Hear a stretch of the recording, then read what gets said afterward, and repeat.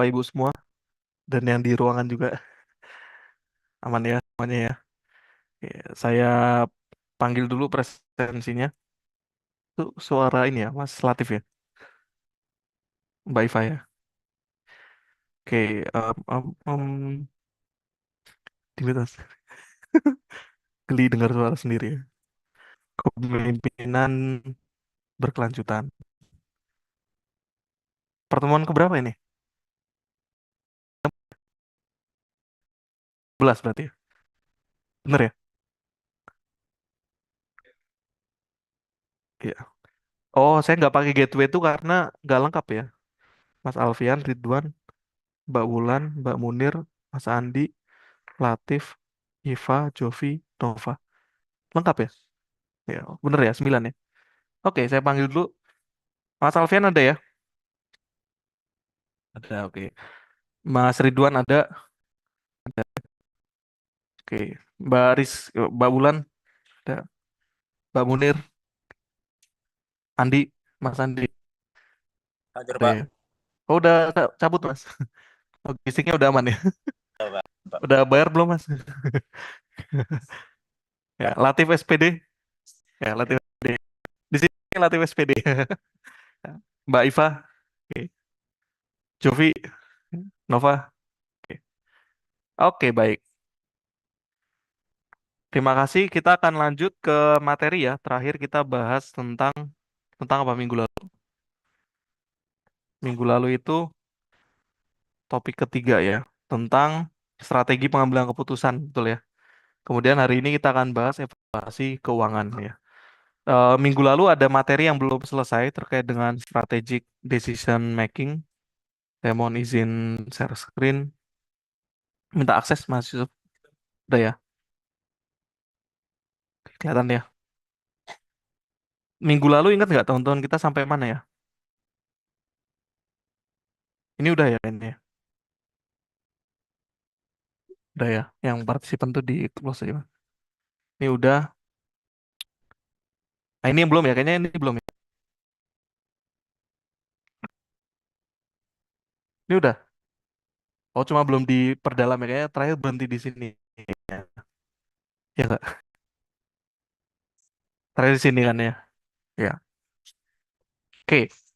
Saya mulai lagi dari sini. Nanti mungkin sekitar setengah jam. Habis itu nanti jam 8 presenter. Siapa yang presentasi? Jovi sama Munir ya. Sama Iva. Jovi sama Iva. Oke. Nanti akan presentasi ya. Jadi eh, minggu lalu kita sudah bahas bahwa ada 4 pendekatan ya, teman-teman semua, terkait dengan eh, social responsibility di perusahaan. Mas tuh di mute ya, Mas. Ya, ada reaktif, defensif, akomodatif, dan proaktif ya. Jadi ketika kita bicara ini, yang reaktif itu yang kemarin saya sampaikan mereka itu cenderung menghindar ya.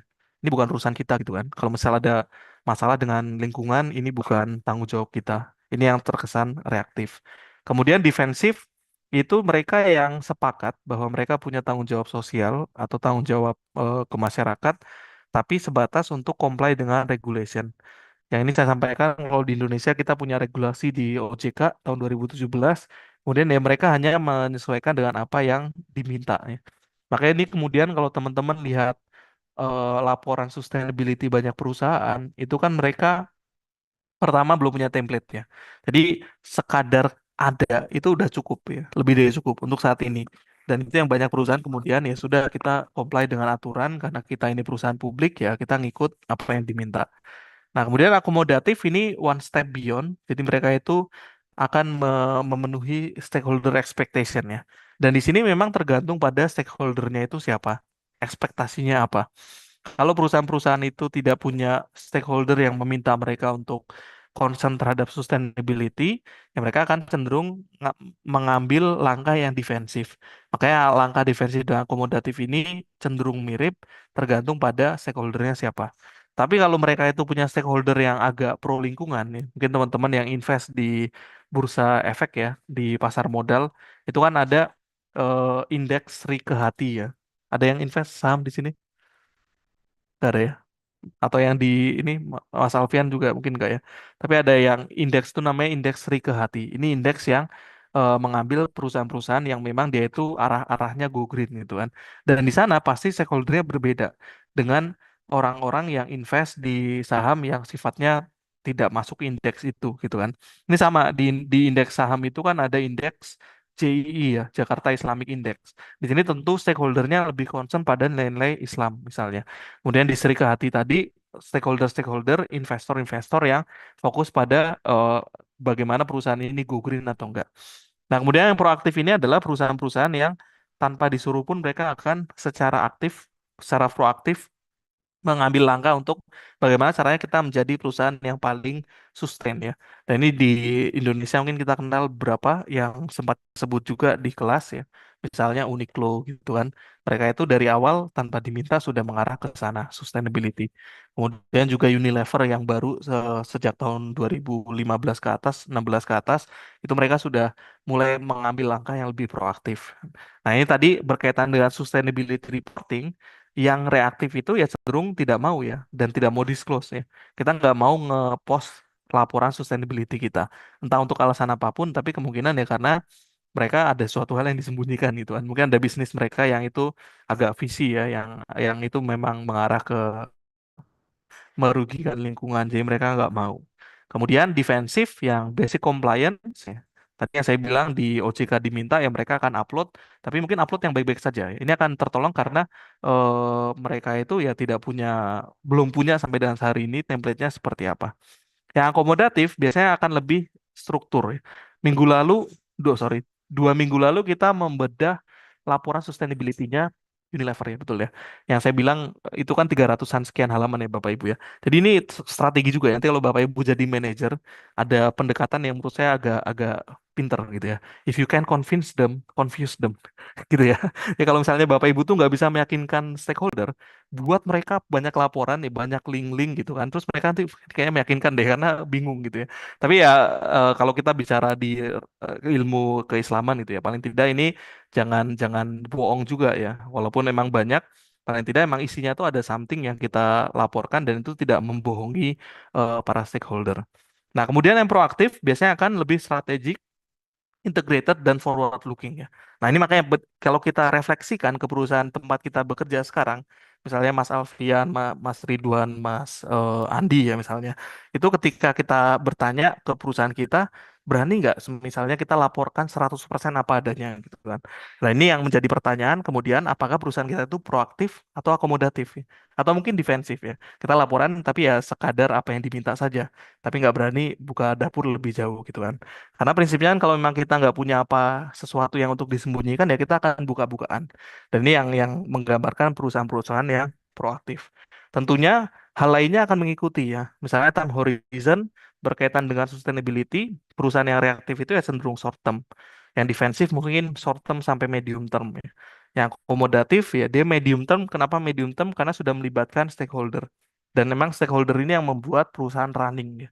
Stakeholder kan ada banyak ya. Saya tahu di paru pertama Bapak Ibu bersama Pak Arif Hartowo sudah belajar stakeholder analisis gitu ya. Jadi ada pembeli itu stakeholder kita, supplier stakeholder kita, kemudian investor stakeholder kita. Ketika kita sudah mengarah untuk mengakomodir kemauan mereka, ini adalah pendekatan yang sifatnya medium term. Dan yang proaktif pastinya mereka pengen long term. Dan ini yang membedakan pendekatan sustainability report di banyak perusahaan. Dan perannya sustainability itu bagi perusahaan yang reaktif ya ini akan jadi beban ya, burden atau threat, ancaman malah. Karena diminta untuk sustainability report kita jadi merasa terancam ya. Karena tadi saya bilang beberapa bisnis itu memang mendapatkan untung dengan cara yang merugikan orang lain ya. Ya, bisa nggak Bapak Ibu kasih contoh bisnis yang memang profit mereka itu didapatkan from the expense of other parties ya, didapatkan dari kerugian pihak-pihak luar. Apa coba kira-kira bisnisnya?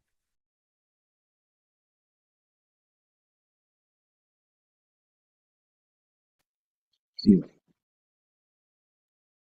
Apa Mas Ridwan mungkin yang terbiasa dengan bisnis-bisnis bisnis-bisnis Asuransi mungkin, asuransi ya. asuransi. Asuransi ya. Ada yang pakai asuransi di sini? Atau mungkin Mbak Iva pakai asuransi? Ya, pakai ya, Sofi ya.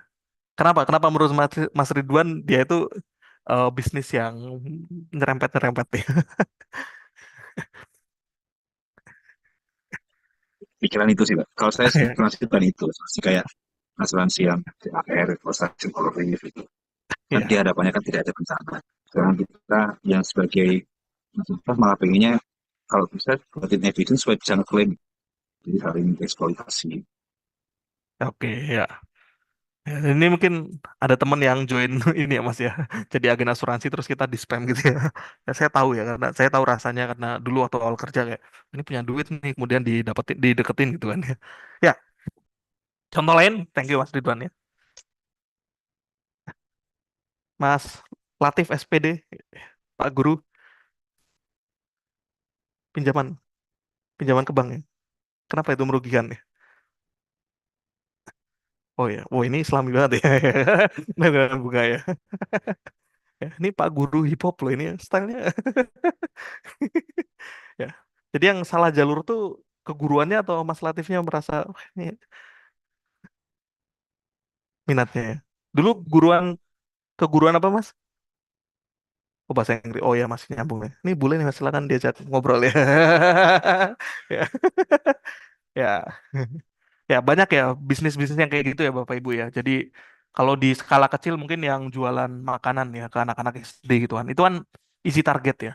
Jual makanan yang warna-warni itu kan nggak sehat sebenarnya. Tapi ya enak ya. Kita sebagai anak SD jajannya juga begituan ya. Makan micin ya itu enak banget tuh kan. Makan yang manis-manis ya itu bahaya ya. Tapi ya tadi ya bagi mereka ketika diminta laporan sustainability ini ancaman ya.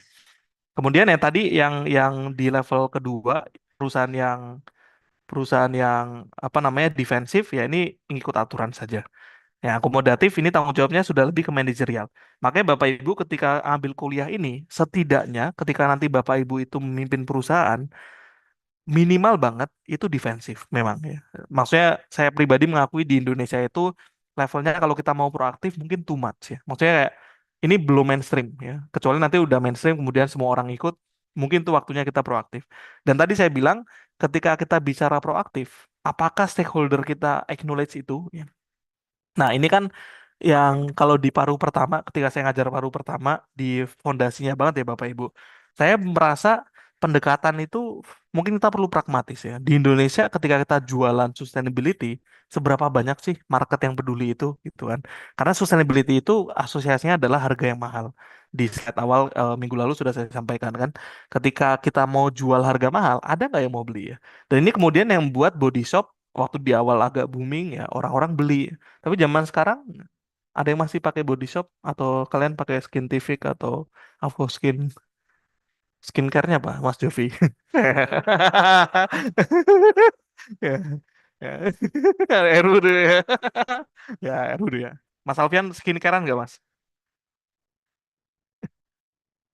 Pakai dulu ya. Ini yang nyawit-nyawit dia. Ya, saya ya. Mbak Nova nih, ya. Apa Mbak? Pernah pakai Skintific? Enggak, tadi kan apa body shop. Pernah pakai parfumnya. Kenapa beli parfum body shop? Wangi. Oh, cuma karena itu aja ya. Berarti bukan karena sustainability-nya kan?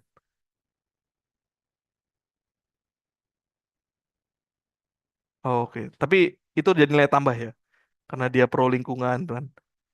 Oke. Is there a body shop in the Netherlands ya? Do they sell a lot? You don't know anyone ya. Yeah, because yeah, you have it ya. Maybe in the Netherlands they have a lot of more customer base ya compared to Indonesia. Yeah, because you see Indonesia, we just talked that how Indonesia is very chaotic and people don't really care much about yeah. But maybe ya, this is a reality ya Bapak Ibu ya. Jadi ketika Bapak Ibu jadi manajer, kadang kita perlu memikirkan itu kan. Maksudnya kalau misal saya pribadi misal jadi pimpinan universitas gitu, belum tentu saya merasa kita perlu bicara sustainability yang begitu banyak ke arah sana ya. Karena demand-nya belum, apalagi yang saya butuhkan kan customer saya. Customer saya sebagai mahasiswa maba ya, mahasiswa baru gitu kan. Ya mereka bodoh amat ya dengan sustainability dan ketika itu nggak terlalu penting, paling saya pakai itu sebagai gimmick-gimmick aja ya. bukan berarti negatif, tapi saya tidak kerana yang sangat proaktif gitu kan. Nanti Bapak Ibu bisa sesuaikan ya dengan bisnis Bapak Ibu masing-masing. Mas Andi misalnya di perusahaannya, atau Mas Alfian atau Mas Ridwan ya, atau nanti teman-teman yang ketika sudah waktunya akan bekerja ya perlu mempertimbangkan itu. Dan tadi terakhir di bagian slide ini, kompetitif perspektifnya adalah perusahaan yang proaktif itu dari awal membuat sustainability sebagai competitive advantage. Yang tadi saya bilang, perusahaan-perusahaan ini yang dari awal first moving-nya adalah kita mengusung nilai sustainability ya. Dan di sana ya perusahaan tadi misalnya Body Shop ya, ya salah satu yang paling paling populer mungkin. Atau mungkin Unilever sendiri pun tidak dari awal membuat sustainability sebagai competitive advantage. Baru kemudian di tahun 2010-an tadi saya bilang mereka kemudian mulai berpikir pivot pivot ke arah sana. Tapi sebelumnya nggak dari awal gitu kan. Dan di perusahaan yang defensif, sustainability itu kebutuhannya. Kenapa butuh? Karena kalau nggak sustain, kita nggak bisa report. Kalau nggak report, kita nggak bisa comply dengan aturan pemerintah. Jadi levelnya di mana nanti Bapak Ibu silakan tentukan. Tapi tadi saya bilang kalau Bapak Ibu tanya balik ke saya, perusahaan Indonesia mungkin masih di ranah antara defensif atau akomodatif ya. Kalau proaktif mungkin belum waktunya sampai sekarang, di waktu sekarang. Tapi kalau mau boleh nggak ya boleh-boleh aja gitu. Kemudian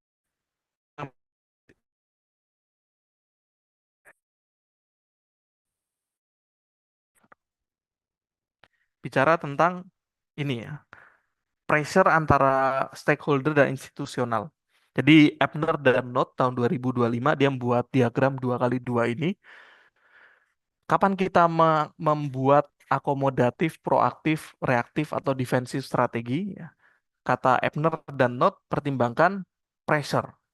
Institusional itu adalah regulatory. Ya. Kemudian stakeholder itu ya stakeholder, semua stakeholder, pembeli, investor, kemudian karyawan kita gitu kan. Ketika pressure dari dalam tinggi, jadi stakeholder pressure-nya tinggi, misal karyawan kita itu sangat meminta kita untuk sustain, atau konsumen kita minta ini harus sustain nih, kayak brand ini, dan kalau misalnya nggak sustain, misalnya kita kehilangan 60% penjualan ya, berarti kan pressure-nya tinggi ya. Dan juga institutional pressure itu tadi saya bilang ini regulator ya. Jadi pemerintah. Dalam hal ini di Indonesia, kenapa tadi saya bilang kalau nggak eh, defensif ya proaktif ya. Kalau misalnya Bapak Ibu kerja di perusahaan yang go public, yang perusahaan publik itu pressure-nya tinggi karena diminta untuk membuat laporan sustainability ya. Tadi saya bilang basicnya dari peraturan OJK. Jadi antara ini, antara proaktif atau pasif ya, karena pressure dari pemerintahnya tinggi.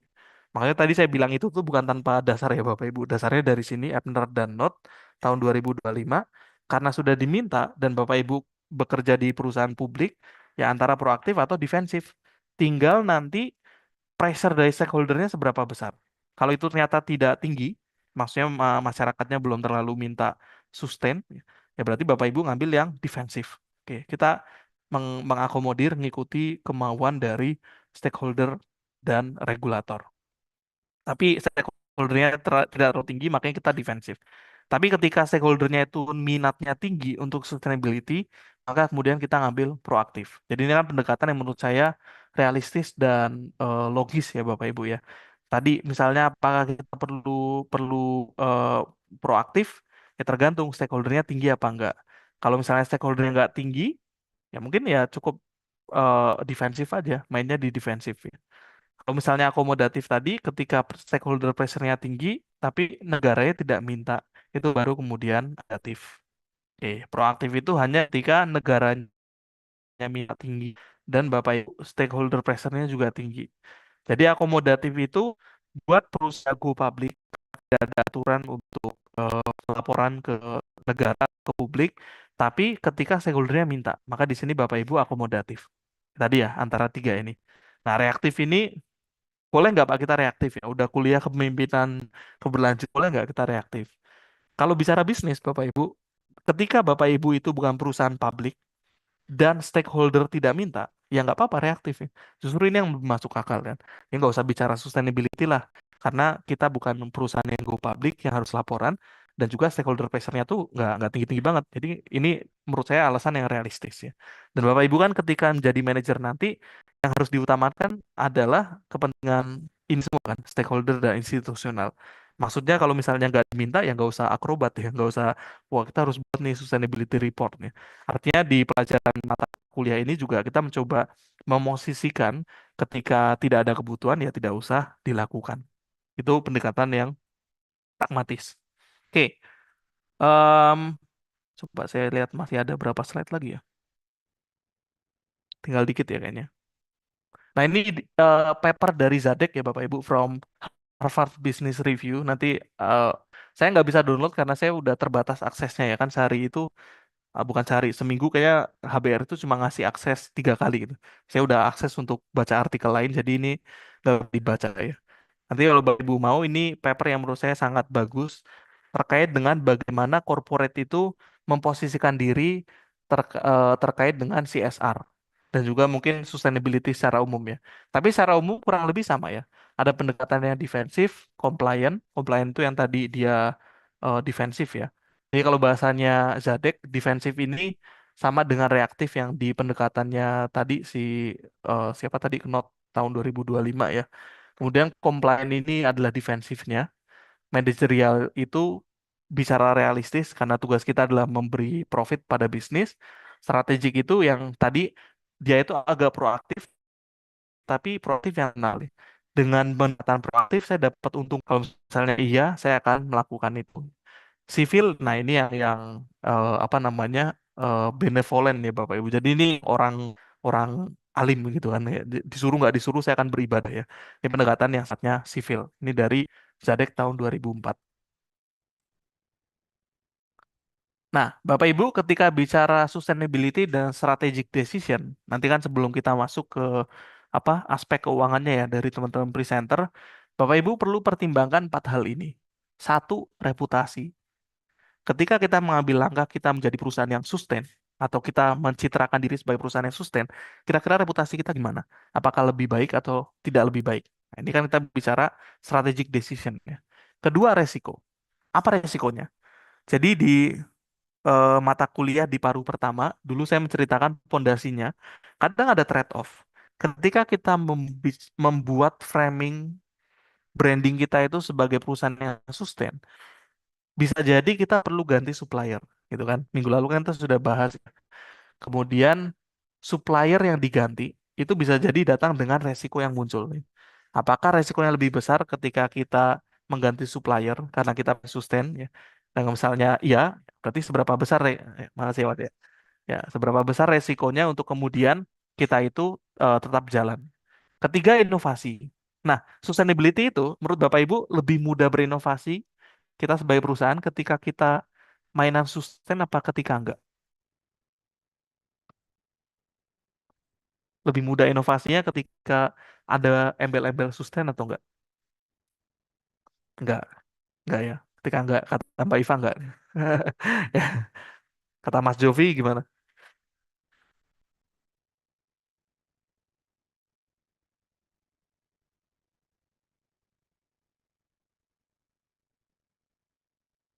Hmm? Apa pernah ada Pak Diva? Kayaknya enggak, saya enggak tanya itu ya. Maksudnya lebih mudah berinovasi kalau ada embel-embel sustain atau enggak?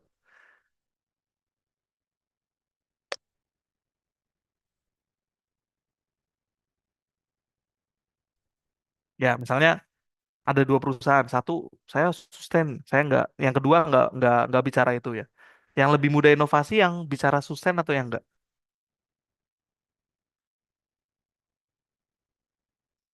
Bicara sustain. Kenapa lebih mudah inovasi?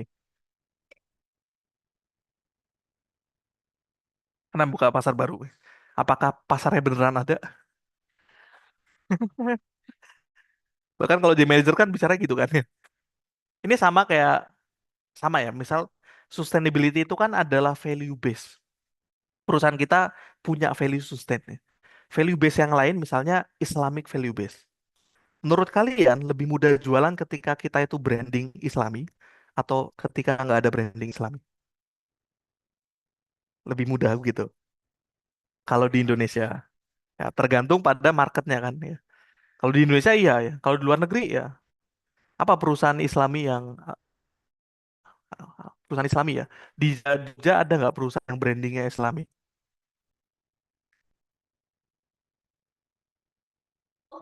Apa? Apa? Travel umroh ya. Travel umroh ya. Ya, travel umroh Islami gitu kan ya. Ya, lebih ke ownernya. Contohnya apa? Oh, Pajero ya. Pajero ya. Ya, grup Pajero ya. Islami ya. Ya, ya. Apalagi Preksu juga kan ya. Preksu juga kan. Sama ya? Oh, sama ya. Itu punya masjid ya. Oh ya. Masih kurang TBK juga ya. WS juga kan warung steak kan. Itu kan brandingnya Islami ya. Di Indonesia karena ada market yang peduli dengan nilai Islam, mereka bisa branding. Di luar negeri laku nggak? Nggak laku ya. Kalau kalian lihat debat-debat di luar negeri, itu malah ketika ada nggak usah label Islam lah, slaughter slaughterhouse yang halal. Ya, ini kita tanya ke Ole ya. Ole, you're not Muslim, right? Ya, how do you aware that some people in the Netherlands who kind of allergic to the labeling that this is halal meat, you know? Yeah, I mean, yeah, I mean that's because they don't know about this is not a big deal, but for those people who are kind of bigot, kind of who don't really understand about it, but they don't want to say something. This is a big deal, right? Ya, ini oleh nggak kelihatan.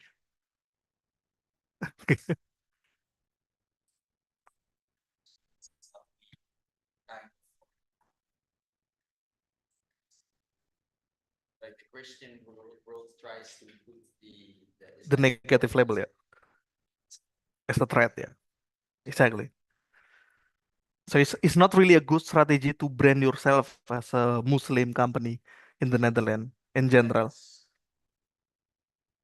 Okay,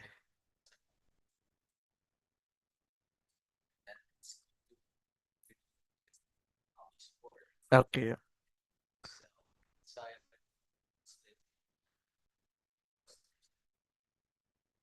yeah,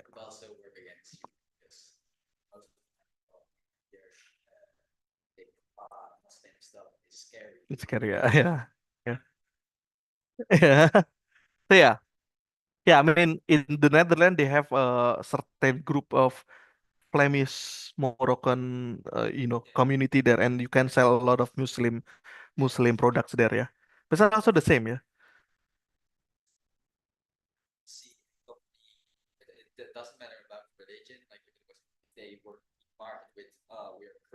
Okay.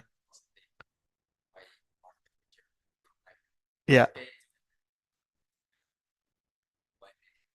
Why we keep laughing? Yeah. Exactly.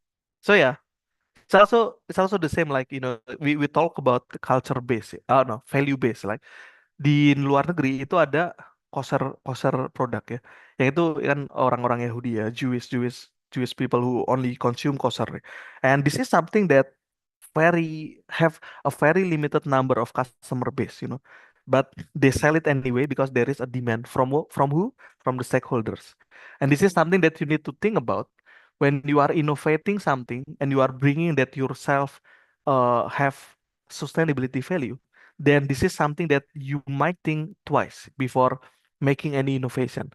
Just happen right now. Jadi di grup tadi saya bahas ya, di Instagramnya WI Management. Kalau kalian alumni manajemen WI itu kan mereka kan ikut-ikutan tren ya. Sekarang kan ada postingan Instagram ya, anggota kami ini dikeluarkan ya karena bla bla bla gitu. Dan komen dosen-dosen boomer di grup dosen tuh kayak jangan dikeluarkan konotasinya negatif, nanti kayak ya ya ini tadi ya. Dan juga mungkin nanti nggak lama lagi akan ada yang bawa nilai Islam ya. Maksudnya walaupun nggak nyambung karena kan kita branding our company as a Muslim, as an Islamic company gitu kan. Sama ketika kalian bikin branding kita itu sustain, nanti akan ada inovasi-inovasi yang terganjal karena ini against value of sustainability. Ini nggak sejalan nih dengan nilai sustainability. Jadi kita nggak boleh misalnya ketika misalnya kalian bilang perusahaan kalian itu sustain gitu ya. Tapi jualan produk kalian itu memakan banyak limbah gitu kan. Dan ini akan jadi sorotan. Karena ketika kita branding itu kan ada burden of proof. Ada bukti yang harus kalian bawa. Makanya paling gampang itu kan nggak usah branding ya. saya adalah orang yang paling Islami. Nah, itu susah tuh. Nanti kalian tiba-tiba jalan, Jovi misalnya, kok belum sholat sholat Isya, Jov, nah, kan dikuliti gitu ya. Ya, sama. Ketika sustain tuh nanti akan banyak celah ya. Makanya saya bilang bebannya Mandiri ketika yang kasus 2024 dia dapat award ya, perusahaan paling sustain gitu kan. Sebenarnya itu bukan branding mereka loh, tapi karena orang melabeli mereka itu paling sustain, kemudian dikuliti kan, loh ini kamu ngasih pembiayaan ke perusahaan-perusahaan yang nggak sustain. Artinya inovasi itu agak sulit. Ketika nanti misalnya dia mau inovasi ya, usaha kecil mikro menengah, dia netapin bunga misalnya 7% di atas rata-rata bunga Indonesia. Sekarang kayaknya 5,6 kalau saya nggak salah update ya. Itu akan dikuliti loh, kok kamu lebih tinggi dari suku bunga Indonesia? Kan itu kayak, ya ini kan kita bisnis gitu ya. Tapi kamu paling sustain. Sustain nggak boleh dong kalian menetapkan suku bunga yang tinggi. Jadinya inovasinya akan terhambat. Dan lagi kita bicara soal efisiensi ya. Tadi saya bilang sustainability itu adalah pendekatan yang mahal. Ketika kita mengambil jalur itu, efisiensi ini mungkin akan bertolak belakang ya. Produk-produknya sustain bikinnya lebih mahal karena inovasinya lebih tinggi teknologinya secara umum. Tapi kemudian karena kita udah ngambil jalur itu ya, ya ambil jalur itu secara totalitas kan. Intinya gini, teman-teman ketika mau ngambil jalur sustain, ini akan datang dengan empat hal ini. Reputasi, risk, resiko, inovasi, dan efisiensi ya. Jadi ini yang nanti kemungkinan akan kalian hadapi ketika bicara kita ini perusahaan yang sustain. Oke, nanti hitung-hitungan keuangannya biar dibahas oleh teman-teman presenter ya. Tapi berapa challenge yang common ya. Tadi ini kan masalah hal yang akan muncul ya ketika teman-teman mengambil jalur untuk sustainability. Satu jelas short term pressure. Karena ketika pivot, dan ini juga terjadi ketika Unilever itu pivot, di awal akan ada beberapa produk yang mereka terpaksa pruning. Pruning itu stop produksi gitu kan. Dan ini efek dari short term pressure ya. Ketika mereka itu mau sustain, mau nggak mau mereka harus filtering lagi. Dan bisa jadi beberapa power plant mereka, tempat mereka produksi itu ya harus disesuaikan. Karena nggak align dengan nilai-nilai sustainability yang mereka usung. Kemudian sumber daya ya, belum tentu mudah mendapatkan sumber daya yang ramah lingkungan. Kemudian juga yang ketiga adalah susah mengukurnya. Seberapa sustain kita, apakah kita benar-benar sustain? Tapi tadi saya sampaikan, kalau kita bisnis di Indonesia, mungkin tuh masih relatif area yang orang-orang nggak paham ya. Kan enak ya, jualan ke orang yang nggak paham tuh nggak akan didebat. Tapi kalau kalian jualan sustainability ke orang yang sudah aware, nih, minggu lalu saya bilang Italia, Italia. You know, one of the way for me to measure whether this country are sustainable aware, looking at how the restaurants in that country, if they have a lot of vegan menu, I can assume that people in that area are sustain. Ya. Do you agree on that? Yeah, yeah, yeah, that's right. Ya. At least people there are kind of having into that direction, right? Ya, so measurement difficulty ya. Tadi saya bilang kalau di Indonesia orang-orang tuh belum terlalu aware, ya, saya rasa sustainability masih jadi jualan yang laku ya, paling nggak sampai 5 tahun 10 tahun mendatang, karena orang-orang mungkin belum teredukasi. Di Indonesia yang punya jurusan sustainability baru berapa kampus ya mas? Tiga ya, UGM, Trisakti, UI gitu kan yang mereka kerjasama di Masudem ya. Saya nggak tahu nanti kalian bisa cek ya. Tapi S2 yang buka konsentrasi sustainability kecuali di accounting. Accounting itu dia udah punya apa eh, concern yang SDG-nya lebih kuat ya dibanding tradisi manajemen. Empat juga ya, empat ya. Baru empat tuh kayaknya. Nah, artinya memang ya ini masih masih kita masih first mover lah. Tapi tadi ketika nanti kalian lulus, ini kan pada akhirnya kita akan terbentur dengan realita ya. Pak, kita buat perusahaan yang sustain yuk. Profitnya gimana gitu kan. Pada akhirnya belum tentu bos kalian atau stakeholder kalian itu akan otomatis pro. Kecuali kalian mau bikin bisnis sendiri. Dan ya bisnis sendiri seberapa besar sih dampaknya terhadap sustainability gitu ya. Ini juga menjadi tantangan karena di paruh pertama dulu saya ngasih tugas ke mahasiswa, coba cari bisnis yang di Indonesia yang jiwanya itu sustainability. Ternyata susah ya Mas ya. Yang muncul itu adalah UMKM yang mungkin kita belum pernah dengar.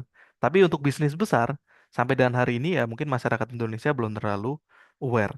ataupun belum terlalu peduli. Oke, ini enggak geser ya. Mm, mm, mm. Oh, internetnya Mas Yusuf ya. Kalau Zoom bareng bisa kelihatan ya. Jadi ini ya intinya teman-teman semua, eh, kan kita di perusahaan itu ada di tier 3 ya, level mikro. Jadi ini level mikro, ini level meso, level medium, dan ini level makro. Level makronya di dunia itu mereka menggunakan SDG yang ada 17 target. Kemudian ini ditranslasi dengan GRI, standar-standar pelaporan. Nah, ini yang harusnya tadi saya bilang OJK itu kalau dia mau lebih rigid, di level tengah sebaiknya mereka membuat standarnya.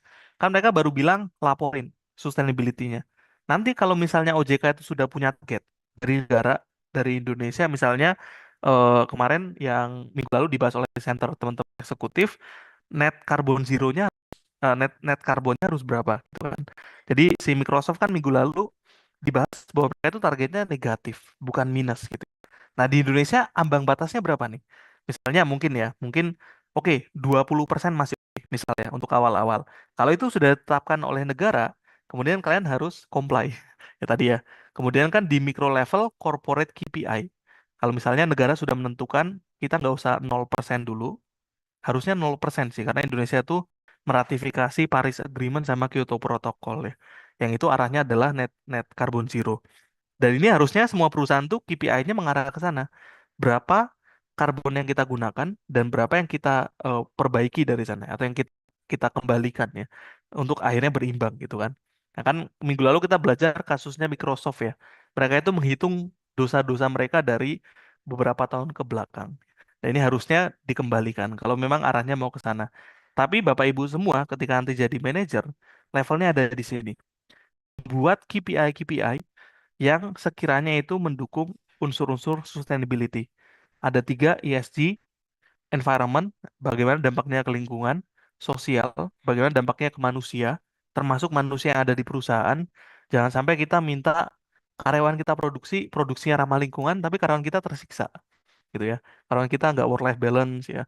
Dan ini membuat aspek S-nya belum terpenuhi. Yang terakhir aspek governance. Dan S sama G ini relatif berhubungan ketika bicara karyawan atau sosial yang ada di dalam masyarakat. Tapi yang di luar masyarakat juga harus diperhatikan. Oke, oke ya, kita berikan waktu ke teman-teman presenter. Tapi mungkin sebelum itu kalau ada pertanyaan dulu, ya mungkin summary dulu lah ya, summary sebelum pertanyaan ya. Jadi summary-nya ada tiga sih. Satu, value over compliance. Nah, ini tadi saya bilang definisi value di sini sangat tergantung pada stakeholder Bapak Ibu ya, dan sangat tergantung pada bisnis Bapak Ibu. Apa yang menciptakan value? Ketika itu tidak sejalan dengan compliance ya. Kalau Bapak Ibu tidak punya kewajiban untuk comply, saran saya utamakan value. Tapi tadi di Indonesia karena perusahaan-perusahaan yang publik itu punya kewajiban untuk comply, ya mau nggak mau value-nya diarahkan ke compliance ya. Di value-value itu yang kemudian minimal kita buat untuk perusahaan kita bisa comply. Yang kedua, kalau Bapak Ibu sudah mengambil langkah untuk sustain, perusahaannya itu sustain, maka semua aspek dalam perusahaan itu harus secara terstruktur, integrasinya berjalan satu sama lainnya. Ya, sustainability-nya itu harus muncul ya di operasional sehari-hari, SOP-nya itu mencerminkan sustainability gitu kan. Kemudian juga strategi bisnisnya, inovasinya mengarahkan kepada sustainability ya. Artinya sustainability itu permeates ya. Jadi dia itu meresap gitu ya ke dalam semua aktivitas bisnis sehari-hari ya. Kemudian yang terakhir, pahami bahwa semua keputusan itu ada trade-off-nya.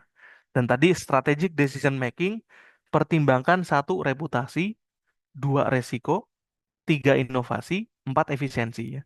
Hal ini ketika nanti pada akhirnya Bapak Ibu sudah pertimbangkan dan misalnya sustainability itu belum membuat kita berada di posisi yang untung, bisa jadi sustainability ini bisa dipertimbangkan bagaimana aplikasinya di perusahaan kita. Oke, apakah ada pertanyaan?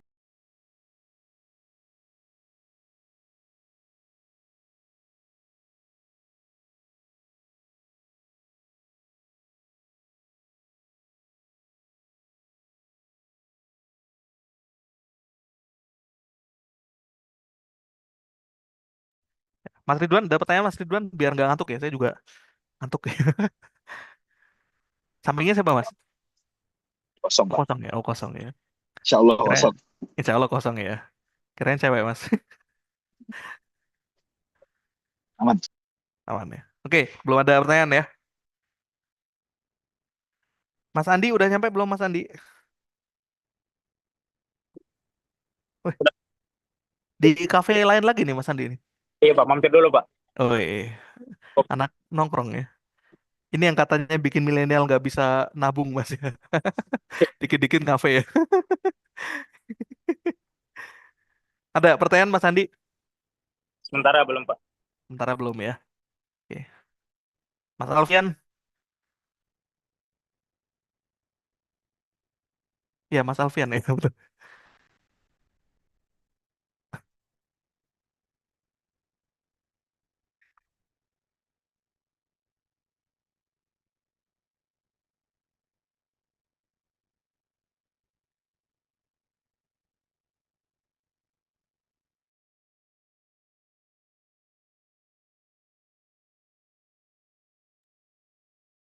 Ya,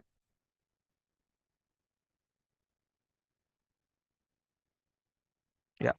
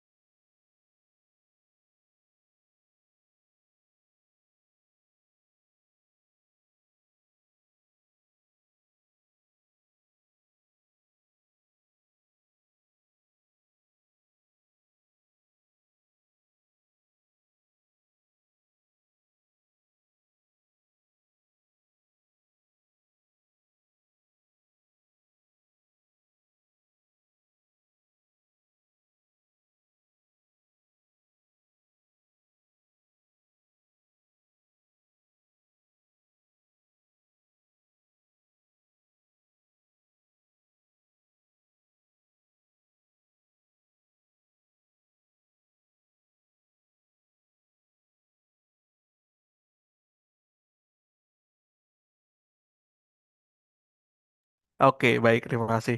Itu perusahaannya Cargill tuh bukan Mas? Bukan ya? Bukan ya, Mas Alfian ya? Atau ini si Deli apa yang jual jagung itu loh Mas? Itu kan itu perusahaan Amerika tuh Mas. Yang tahu kan kalian Daily jual Farm. Jasuke itu? Deli Farm ya. Daily Farm. Deli Farm ya benar. Itu perusahaan gede loh tuh di Amerika ya. Jadi jangan kira dia cuma jualan Jasuke gitu kan. Ini bisnis itu perusahaan gede banget kan. Ya, tapi tadi ya Mas Alfian ya. Jadi ini kita bicaranya memang institutional pressure-nya itu di negara mana kita beroperasi ya. Kalau di Amerika terus terang saya nggak tahu mereka itu diminta seberapa. Nah, tapi ini juga menjadi case yang menarik ketika perusahaan itu beroperasi di negara lain. Ya. Kan kita punya ya beberapa perusahaan Indonesia yang beroperasinya itu di banyak negara. Misal Gojek ya. Gojek itu ada di Vietnam. Nanti kalau Bapak Ibu ke Vietnam naik Gojek ya. Tapi namanya bukan Gojek apa ya? Yang menang Vietnam Gojek ya. Ya.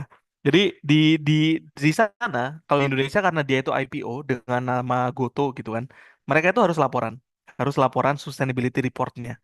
Tapi di Vietnam, ketika dia itu pakai entitas lain, misalnya dia collapse ya, dia apa namanya joint venture dengan perusahaan lokal, bisa jadi mereka nggak perlu sustainability reportnya.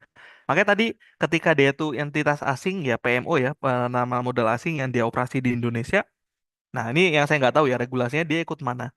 Tapi ketika dia itu asing, saya pendek pengetahuan saya, dia nggak wajib laporan sustainability di Indonesia ya. Mungkin dia punya kewajiban untuk sustainability report di negaranya dia. Itulah kenapa, Mas Alfian, banyak perusahaan yang di negaranya itu image-nya sangat bagus. Tapi ketika udah sampai di negara berkembang, ya kita tahu lah ya, Nike, Adidas, mereka kan pabriknya itu di Bangladesh ya, di Indonesia gitu kan. Ya mungkin banyak kasus terkait dengan eksploitasi ya. Eh, yang itu kalau misalnya di negara mereka image-nya masih bagus, kecuali bagi orang-orang yang aware ini negara ini apa produk ini tuh eksploitasi gitu kan bayar bayar buruh murah kemudian dulu waktu tahun 2010-an ke bawah itu berkembang isu child labor yang sangat kuat ya di India terutama Nike Adidas yang saya tahu ya karena waktu itu saya pernah nulis essay tugas ya pakai kasus ini gitu kan Tapi di negara mereka, orang orang yang nggak aware ya ini nggak masalah gitu kan. Makanya tadi saya bilang institutional pressure-nya ini di negara mana mereka beroperasinya. Bisa jadi ketika itu operasinya di lintas negara, di satu negara institutional pressure-nya sangat tinggi. Misalnya sangat tinggi ya, jadi mereka harus laporan, harus transparan. Tapi di negara lain yang butuh lapangan kerja, mereka itu low ya. Dan jadi reaksinya berbeda.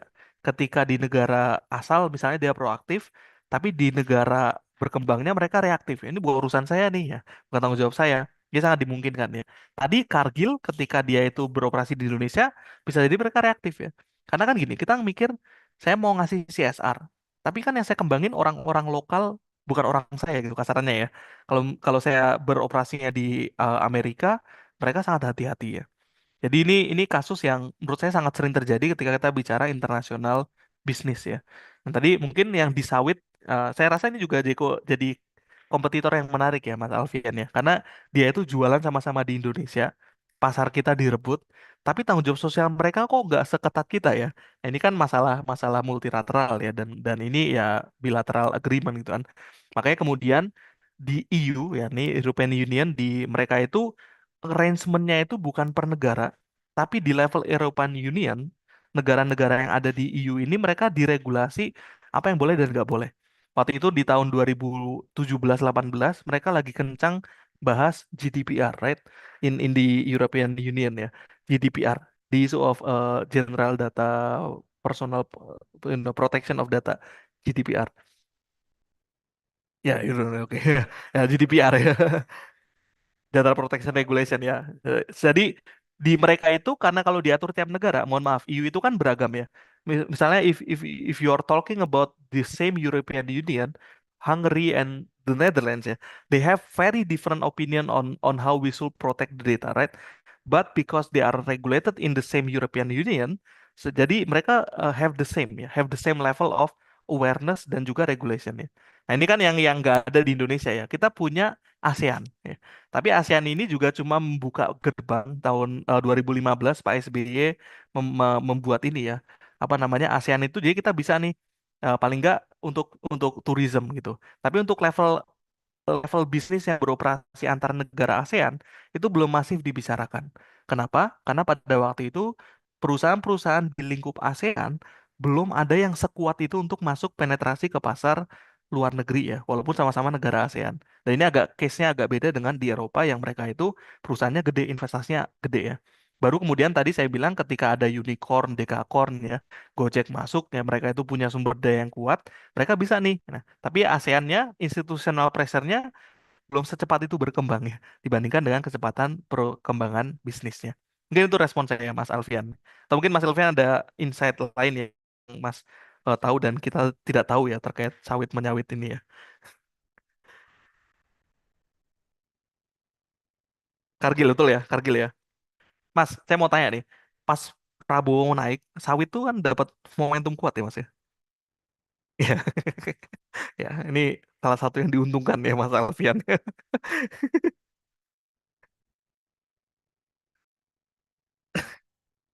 Oke, yang disorot di itu bukan pesta babi bukan ya Mas?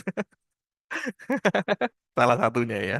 Ya, ya ini Nusron Wahid nih gengnya Mas Alfian ya.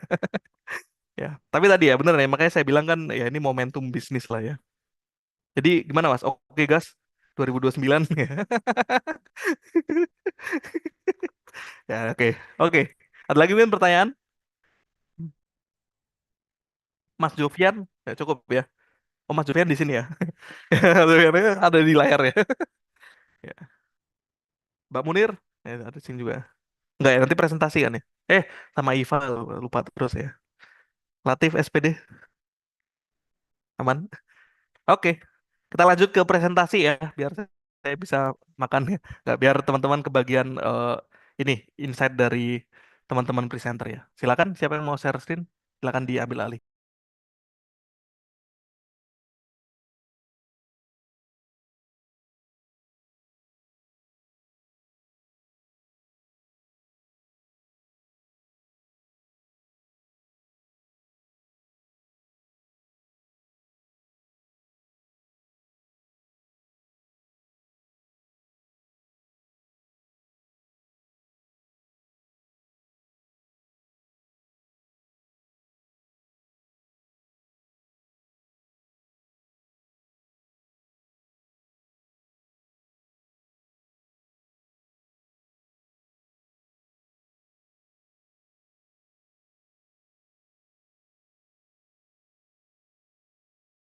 really useful marketing. You like you kind of say that if you don't buy our product, they don't pay for your product. Yeah, exactly. So that's actually the same thing for all training based on yeah. In our university, we have to start standardizing. If you are not aligned with what we do, then you are not really succeeded.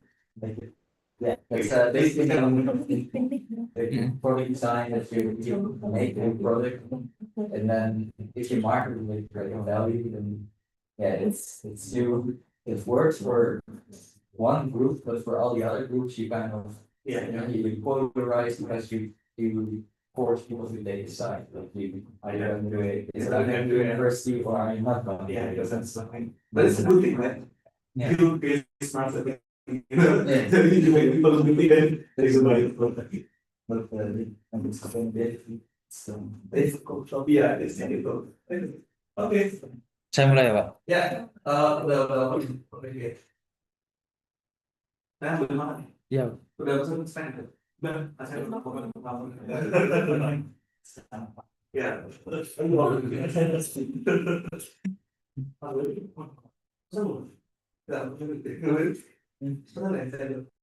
ya. Baik, Assalamualaikum warahmatullahi wabarakatuh. Jadi izin kelompok kami kali ini akan membahas tentang analisis kinerja keuangan. Dan kali ini kami mengambil dari PT Bank Sentral Asia atau BCA yang dalam bagaimana mereka melakukan implementasi dalam ESG. Sebelumnya perkenalkan kelompok kami yang terdiri dari saya, Jovian Maulana Raditya, kemudian ada Mbak Muniratul Ulfa dan Nur Khofifa Kholidatusya. Biar masuk. Masuk yang pertama, baik di sini sebagai pengantar, di mana yang pertama kita sendiri kan sudah mengetahui BCA itu kurang lebih perusahaan yang seperti apa, di mana dia itu adalah salah satu bank swasta terbesar yang ada di Indonesia. Di mana BCA ini salah satu bank yang memiliki dominasi di pasar bank yang ada di Indonesia dengan ada beberapa indikator di sini. Yang pertama adalah BCA itu memiliki total aset sebesar 1.449 triliun yang diambil dari data 2024 yang menjadikan BCA itu salah satu bank swasta terbesar di Indonesia. Eh, Kalau misalnya diambil dari seluruh bank yang ada di Indonesia, BCA ini sendiri masuk ke ranking nomor 3 yang sebelumnya itu ada Mandiri dan BRI. Kemudian untuk laba bersih sendiri dari BCA yang kita ambil dari 2024 itu sebesar 54,83 triliun. Kemudian jangkauan pasar BCA sendiri itu kurang lebih dari 30 juta rekening nasabah yang memiliki rekening di BCA. Kemudian BCA juga memiliki 1.264 kantor cabang dan 9.543 ATM di seluruh Indonesia. 19.000. 9.000. Kemudian BCA sendiri memiliki fondasi profitabilitas sebesar 81,5% dari total dana pihak ketiga berasal dari dana murah atau jasa.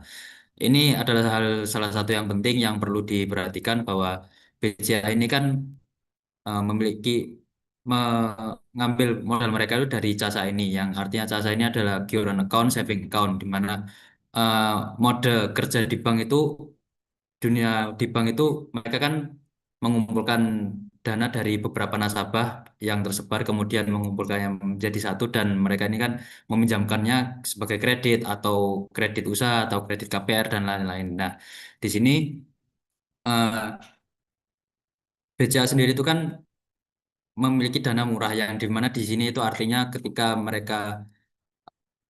ketika kita misalnya menaruh uang di bank dari misalnya kita menaruh uang di bank. Nah, bank sendiri itu kan memberikan bunga kepada kita yang termasuk dari yang dibeli oleh BCA itu kecil untuk kita. Tetapi ketika mereka meminjamkannya untuk kredit usaha, kredit KPR atau kredit yang lain itu mereka memberikan bunga yang besar dari kreditur itu. Jadi mereka mengambil profit yang sangat lumayan besar dari kegiatan kredit tersebut dan di sini merupakan pondasi kuat bagi BCA di mana keuangan mereka ini sangat aman karena memiliki modal yang banyak. Kemudian kenapa kita mengambil BCA menjadi tolak ukur ESG di sini? Jadi ada faktor yang pertama yaitu BCA ini memiliki data histori sustainability yang lengkap, di mana mereka ini sebenarnya sudah pernah melakukan sustainability bahkan sebelum konsepnya itu ada. Mereka ini pada awalnya itu melakukan sustainability sebagai bentuk sukarelawan apa CSR ya, CSR bagi mereka. Mereka ini sudah melakukan sejak tahun 2014. Kemudian setelah ada konsep sustainability ini mereka lebih fokus secara apa yang ada di peraturan sustainability ini. Jadi mereka menyusunnya lebih lagi. Kemudian eh, sebelumnya itu mereka juga BCA ini melakukan sustainability atau sukarelawan ini hanya untuk kegiatan filantropi yang saya sebutkan tadi ada sukarelawan. Kemudian setelah adanya konsep sustainability ini, mereka baru melakukan integrasi ke dalam proses bisnis mereka. Kemudian dari latar belakang pengantar ini muncul sebuah pertanyaan diskusi di mana BCA ini membuka pertanyaan apakah ESG ini mendorong kinerja keuangan atau kinerja keuangan dari sebuah perusahaan itu yang mendukung inisiatif ESG. Kemudian ini juga salah satu pencapaian dari BCA di mana mereka ini banyak menerima award tentang ESG dari MSCI, 40 ESG for Good, Serikahati dan IDX ESG Leader di mana mereka ini konsisten.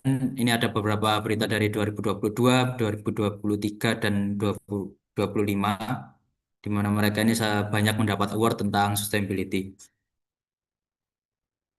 Masuk ke strategi mereka, ini adalah menjelaskan, jadi yang saya berikan pengantar tadi di mana sebelum tahun 2015 itu BCA melakukan era CSR konvensional, di mana mereka ini hanya fokus ke mereka menamai program mereka ini Bakti BCA, di mana fokus ke pendidikan, kesehatan, dan lingkungan. Kemudian pendorongnya ini hanyalah sukarela dan filantropi murni atau kedermawanan dari BCA, bentuk kedermawanan terhadap masyarakat yang ada di Indonesia. Kemudian operasionalnya ini mencakup dari sebelum era CSR ini eh, kegiatan mereka ini terpisah dari keputusan pembiayaan dan struktur kredit. Kemudian dampak sosialnya itu tidak diukur dengan standar pelaporan nasional. Kemudian setelah konsep sustainability muncul di 2017, mereka ini melakukan integrasi risiko iklim dan pembiayaan berkelanjutan ke inti bisnis. Kemudian pendorong mereka jadi ganti, di mana mereka ini kan didorong oleh regulasi dan ekspektasi oleh investor.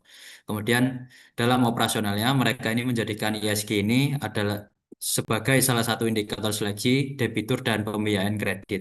Kemudian dampaknya itu mereka melakukan sustainability ini juga karena diawasi ketat oleh OJK, IDX, serta indeks global seperti MSCI dan 40 for Good. Jadi BCA ini dari sekedar gerakan untuk tumbuh bersama, mereka ini bertransformasi dengan integrasi ESG ke dalam operasional, terutama kebijakan kredit mereka. Di sini adalah salah satu gambaran di mana perjalanan BCA melakukan transformasi ESG dalam perjalanan mereka. Di mana ini di sini bisa kita lihat di tahun 2015 dan 2017 tadi mereka yang melakukan sustainability untuk kegiatan sukarelawan. Ketika ada ESG muncul, itu mereka mulai melakukan rencana aksi keuangan berkelanjutan sesuai berkelanjutan yang ada. Dan mereka ketika itu menjadi salah satu pemimpin pasar bank yang melakukan keuangan berkelanjutan, di mana mereka langsung masuk ke peringkat 1 MSCI Indonesian ESG Leaders. Kemudian tahun 2021 mereka itu lebih maju lagi, di mana integrasi ISG ini menjadi seleksi ke debitur atau orang-orang yang ingin memasukkan ke BCA. Kemudian pandemi juga memicu akselerasi digitalisasi operasional di mana mereka itu menurunkan emisi dan konsumsi karena semua operasionalnya itu kebanyakan digeser ke digitalisasi. Kemudian di tahun 2022 dan 2023 mereka ini menetapkan kebijakan kebijakan kredit ketat terhadap 5 sektor yang menurut mereka itu beresiko tinggi terhadap sustainability. Di sini ada sektor sawit, batu bara, jalan tol, perkayuan, dan industri semen. Kemudian 2024 dan sampai 2025 mereka ini membentuk divisi ESG khusus di mana mereka ini lebih melakukan implementasi CRST atau Climate Risk Stress Testing yang setara standar perbankan global.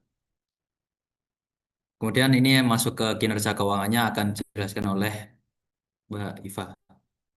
Baik, masuk dalam analisis kinerja keuangan,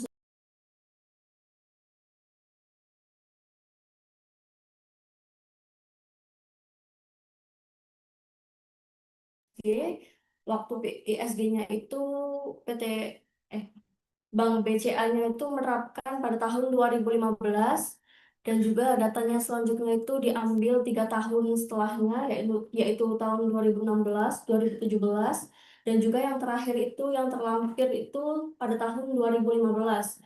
Nah, bisa dilihat tuh dari laba bersihnya sebelum ISG mereka sebenarnya udah ada kenaikan dan setelah ISG pun mereka juga ada kenaikan. Dari data tersebut memunculkan bahwa data keuangan laba bersih dari Bank BCA ini selalu mengalami kenaikan. Dari total asetnya juga mereka dari tahun 2013 sampai dengan 2015 mereka juga selalu naik ya kalau dilihat-lihat tuh. Terus pada kolom ROA-nya itu mereka dari tahun 2013 itu 3,8 sampai sampai dengan 2025 itu mereka juga mengalami ini ya pergeseran seperti kenaikan, penurunan, tapi mereka nggak terlalu yang signifikan, mereka cenderung stabil.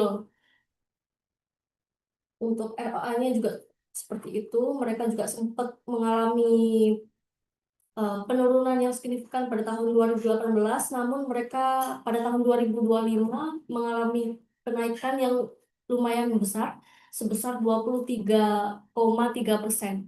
Selanjutnya, nah, berikutnya disajikan grafik mengenai analisis kinerja keuangan dari PT Bank Sentral Asia Tbk sesudah dan juga sebelum dan juga sesudah implementasi ESG. Nah, di sini tertera grafiknya yang mulai dari laba bersihnya di situ mengalami kenaikan setiap tahunnya dan melonjak dari tahun ke tahunnya mereka selalu mengalami kenaikan.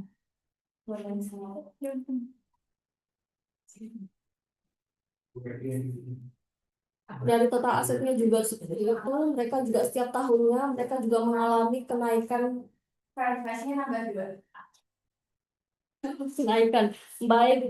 baik sebelum maupun sesudah ISG diterapkan di PT Bank BCA tersebut. ROA-nya juga relatif stabil mereka. ROE-nya mereka sempat mengalami penurunan, namun mereka berhasil naik lagi di tahun 2025. Selanjutnya, kinerja keberlanjutan PT Bank BCA dalam produktivitasnya mereka ini berfokus pada UMKM. Misalnya nih, KUR, mereka membantu UMKM kelas menengah ke bawah untuk KUR atau kredit modal kerja kepada pedagang, toko retail maupun usaha kuliner. Kemudian mereka juga ada program UMKM Fest untuk membantu promosi UMKM serta digitalisasi pembayaran melalui KRIS, BCA, dan EDC. Selanjutnya, dalam sektor prioritas pemerintah, mereka juga mengadakan pembiayaan mengenai proyek infrastruktur dan juga jalan tol, pembiayaan sektor transportasi, dan juga pembiayaan sektor pendidikan atau kesehatan. Nah, Bank BCA ini juga mengadakan beasiswa kepada halayak umum ya untuk pendidikan dalam sektor pendidikan ini. Kemudian dalam tujuannya untuk menumbuhkan pertumbuhan ekonomi serta menjaga kualitas dari aset bank tersebut. Pembiayaan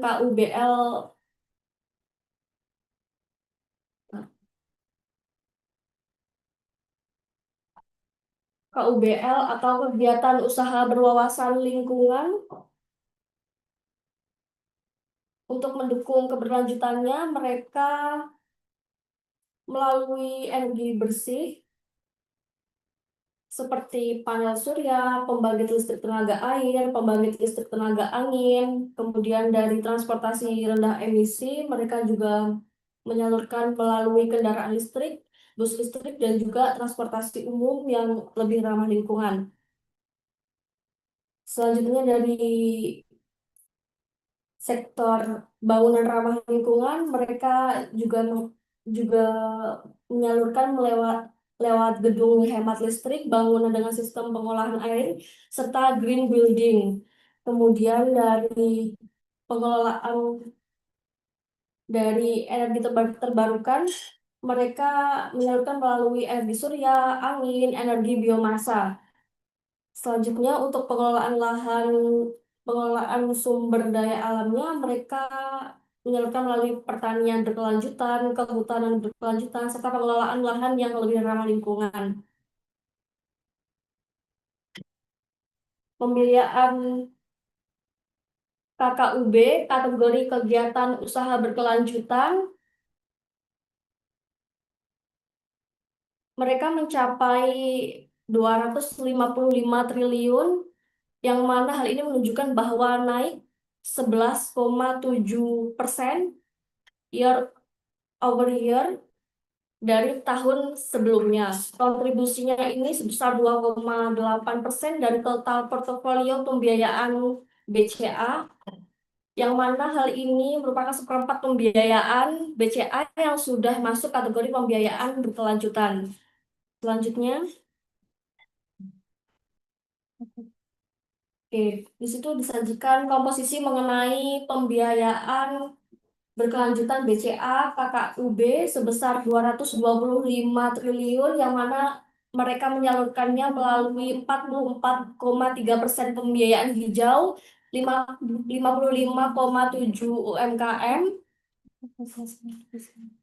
3 sektor hijau terbesar. Pembiayaan hijau disalurkan kepada pengelolaan sumber daya alam hayati, lahan berkelanjutan, transformasi ramah lingkungan, energi terbarukan, seperti yang sudah saya paparkan sebelumnya tadi.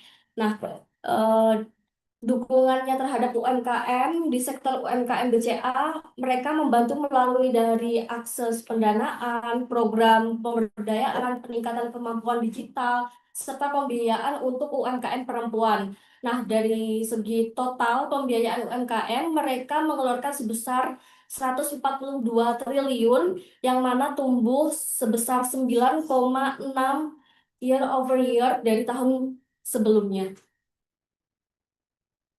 Selanjutnya akan dilanjutkan oleh Mbak Munira. Baik, di sini saya akan memaparkan apa saja ESG yang diterapkan oleh Bank BCA ini, yang mungkin sudah disebutkan beberapa uh, bentuk CSR-nya oleh teman saya sebelumnya. Dan di sini saya bakal menunjukkan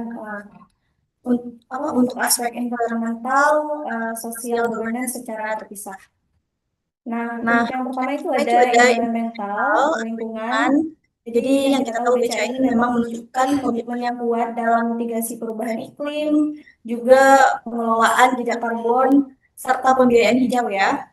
Untuk yang pertama ini bisa kita lihat mereka itu memperkuat tata kelola untuk mitigasi risiko iklim melalui pemetaan CRST atau Climate Risk Testing, dan juga Climate Risk Management and Scenario Analysis.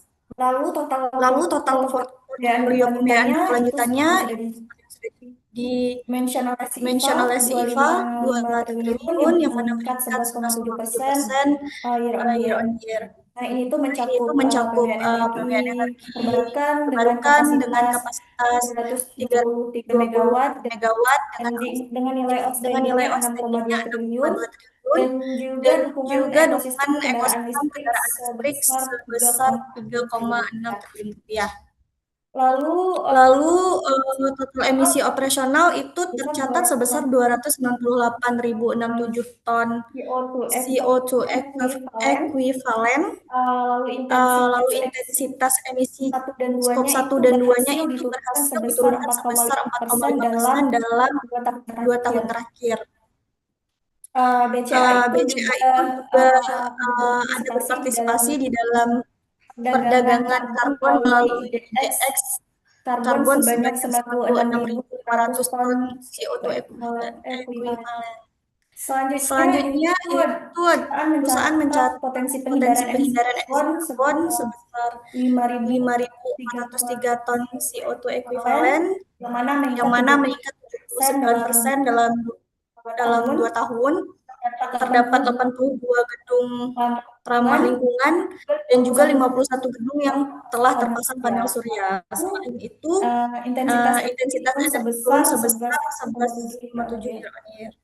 Kalau Kalau kontribusi kontribusi terbesar terbesar itu ya berasal berasal dari kecepatan digitalisasi seperti yang disebutkan oleh Jovi sebelumnya, yakni 99,8% dari transaksi itu udah dialihkan secara digital sehingga menekan konsumsi kertas dan juga mengurangi mobilitas nasabahnya. Nah, BCA Nah, ini BCA ini juga juga udah menanam 51.000 bibit pohon dan juga melepas liarkan 24.161 tuki, merehabilitasi 6 orang utan dan mengelola 656,8 ton limbah. Dan sebanyak 657 ton limbah operasionalnya itu berhasil dikelola melalui pihak ketiga. Yang mana upaya ini itu untuk mendukung ekonomi sirkular dan juga memperkuat kinerja lingkungan Bank BCA itu sendiri. Next kita masuk ke aspek sosialnya, yang mana mereka itu fokus pada pengembangan sumber daya manusia, peningkatan layanan nasabah, dan juga kontribusi kepada masyarakat melalui program Bakti BCA. Teman-teman pasti udah sering dengar program Bakti BCA. Bakti BCA. Ya. Nah, BCA ini memiliki 26.435 pekerja dengan tingkat partisipasi pelatihannya mencapai 98%. BCA ini juga menjunjung kesetaraan gender dengan 61,6% posisi manajer diisi oleh perempuan dan juga 61,4%-nya perempuan dari total karyawan yang dipromosikan. Untuk pembiayaan UMKM, BCA melakukan pembiayaan UMKM yang mana itu tumbuh 9,6% dengan total outstanding-nya 142 triliun rupiah. Khususnya untuk wirausaha perempuan, BCA menyalurin pinjaman sebesar 18,2 triliun kepada 43.000 debitur, angka yang cukup tinggi. Untuk Bakti BCA ini, mereka mengalokasikan dana tanggung jawab sosial dan juga lingkungan sebesar 159 miliar rupiah, yang mana ada di beberapa aspek, dibagi dua ini kesehatan dan pendidikan. Untuk kesehatannya ada 815 pasien operasi katarak dan intervensi gizi bagi 6.070 bayi. Dan untuk pendidikan di Bakti BCA ini ada pemberian beasiswa kepada 700 orang dan edukasi literasi keuangan kepada lebih dari 169.000 peserta. Nah, untuk kualitas layanan BCA ini sendiri, mereka itu sudah mencapai indeks branch service quality sebesar 4,88 dari 5,0, nyaris sempurna, dan indeks customer engagement sebesar 4,78 dari 5,0. Nah, di akhir tahun 2025 ini BCA itu udah memiliki total 28 desa binaan, dan program desa binaan serta mitra binaan ini itu udah menyerap lebih dari 1.200 tenaga kerja dan dikunjungi oleh setidaknya 282.473 pengunjung setiap tahunnya dan sudah mencapai total pendapatan 100,2 miliar. Baik, aspek terakhir itu governance atau tata kelola. Mereka punya standar yang tinggi untuk menjamin resiliensi dan juga kepercayaan stakeholder-nya. Untuk peringkat ESG itu mereka udah dapat skor ESG LSEG sebesar 84 atau top 25% global, dan juga MSCI ESG dengan rating A. Kalau skor S&P Global CSI berada di angka 62 dengan persentil ke 87. Nah, kalau untuk aspek integritas dan kepatuhannya, mereka itu tidak ada hampir nihil ya kasus korupsi, dan juga mereka mempertahankan tingkat kesehatan bank pada level 1, artinya itu sangat sehat, dan ini tuh sudah 100% telah ditandatangani oleh pekerjanya, namanya itu Fakta Integritas dan Kode Etik. 100%. Nah, selanjutnya untuk ASEAN Corporate Governance ini si BCA sudah mencapai skor 108,2, yang mana itu jauh di atas rata-rata industri yang sebesar 7,0. Dan mereka tuh untuk keamanan datanya sangat bagus karena memiliki berbagai sertifikasi internasional seperti ISO dan IEC 2701 untuk tahun 2022 untuk sistem manajemen keamanan TI dan PCI DSS versi 3,2,1 untuk keamanan data kartu pembayaran. Nah, untuk penghargaannya si BCA ini sudah menjadi juara umum pada Annual Report Award atau ARA di tahun 2024 dan menerima penghargaan kepemimpinan tata kelola dari ICD. Next.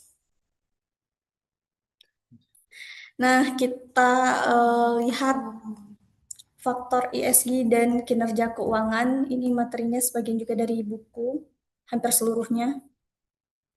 Perusahaan yang secara strategis ini mengintegrasikan faktor-faktor ESG ke dalam aktivitas operasionalnya, dinilai memiliki kemampuan yang lebih baik dalam mengelola risiko, meningkatkan efisiensi operasional, serta memperkuat ketahanan keuangan secara keseluruhan.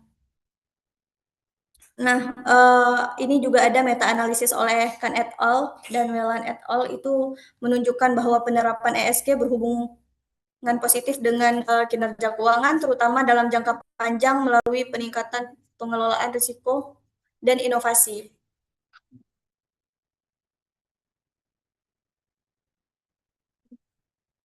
Yang pertama, kalau di bagian environmentalnya itu ada aspek-aspek seperti emisi karbon, efisiensi penggunaan sumber daya, juga penerapan rantai pasok yang berkelanjutan menjadi perhatian yang paling utamanya. Karena juga berbagai penelitian menunjukkan bahwa perusahaan yang memiliki kinerja lingkungan yang baik cenderung memperoleh hasil keuangan yang lebih baik menurut Flemer 2015. Kalau di aspek sosialnya, ini juga berperan penting karena dalam meningkatkan kinerja ekonomi perusahaan, faktor-faktor seperti keterlibatan perusahaan dengan masyarakat, kepuasan karyawan, keberagaman, dan inklusi di tempat kerja terbukti memberikan kontribusi terhadap peningkatan kinerja perusahaan. Perusahaan yang memberikan dampak positif bagi masyarakat umum tuh memperoleh persepsi yang lebih baik dari konsumen maupun investornya. Ini juga menurut penelitian Huang dan Watson. Contohnya apa? Itu tuh tingkat kepuasan karyawan yang tinggi bisa meningkatkan produktivitas dan juga mengurangi tingkat turnover karyawan, juga bisa menekan kalau turnovernya berkurang, bisa menekan biaya rekrutmen, sehingga memberikan dampak positif terhadap kinerja perusahaan secara keseluruhan. Lalu untuk dimensi tata kelola ini mencakup berbagai aspek seperti penerapan manajemen yang etis, transparansi, dan juga pengambilan keputusan. Juga pengelolaan risiko yang efektif itu juga masuk. Nah, kalau menurut Hawley dan Williams, itu praktik tata kelola perusahaan yang baik dapat mengurangi terjadinya penyimpangan perusahaan, menekan biaya hukum, serta meningkatkan kepercayaan investor. Nah, kita sudah melihat berbagai penjelasan tersebut, jadi bisa kita pahami bahwa terdapat hubungan kuat antara ESG dan kinerja keuangan sebagai tujuan utama perusahaan. Nah, perusahaan yang mampu mengintegrasikan aspek lingkungan, sosial, dan governance itu ke dalam strategi mereka bakal lebih siap untuk mencapai pertumbuhan ekonomi sekaligus mewujudkan praktik bisnis yang sustainable. Seiring dengan perubahan lingkungan yang seiring dengan perubahan lingkungan bisnis yang meningkatkan tuntutan dari para stakeholder, penerapan ESG ini bakal semakin diakui sebagai faktor yang penting dalam menciptakan nilai perusahaan dalam jangka panjang, dan sekarang pun sudah mulai begitu.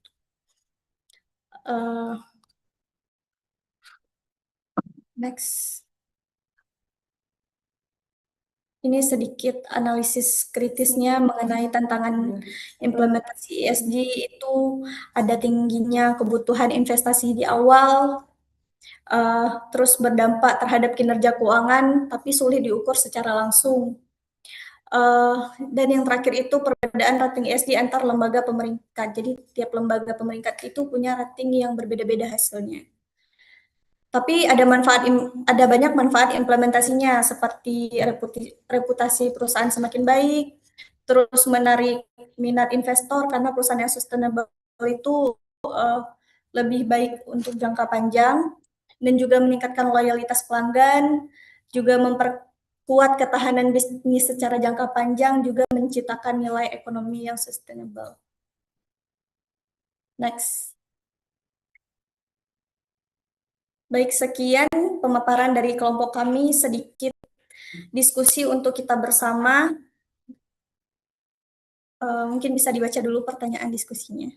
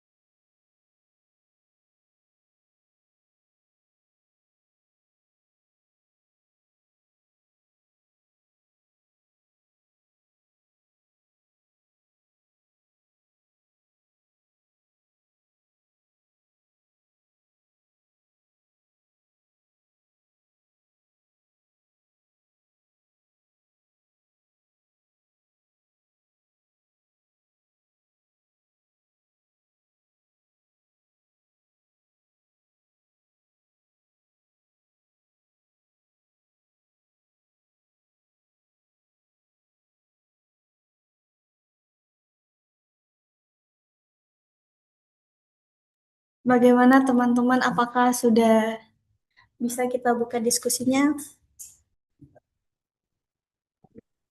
Sama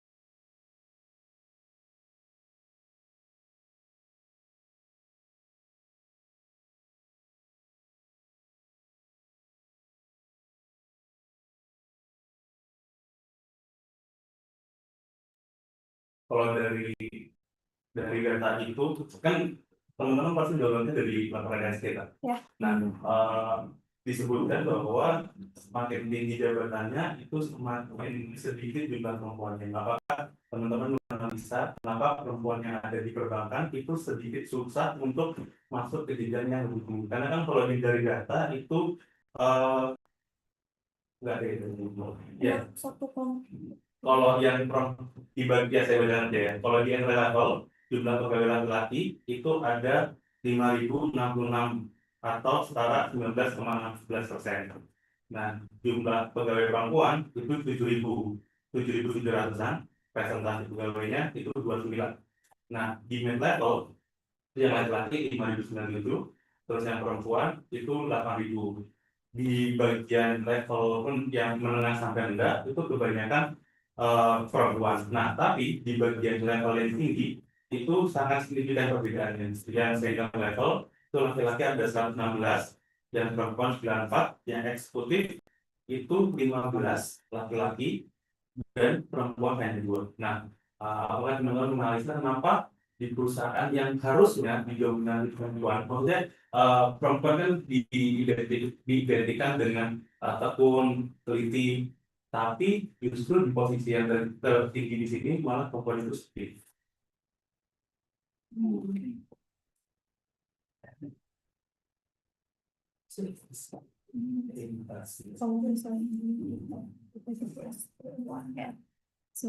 lupa namanya acara apa ya, kelas apa gitu, pembatas gitu kan.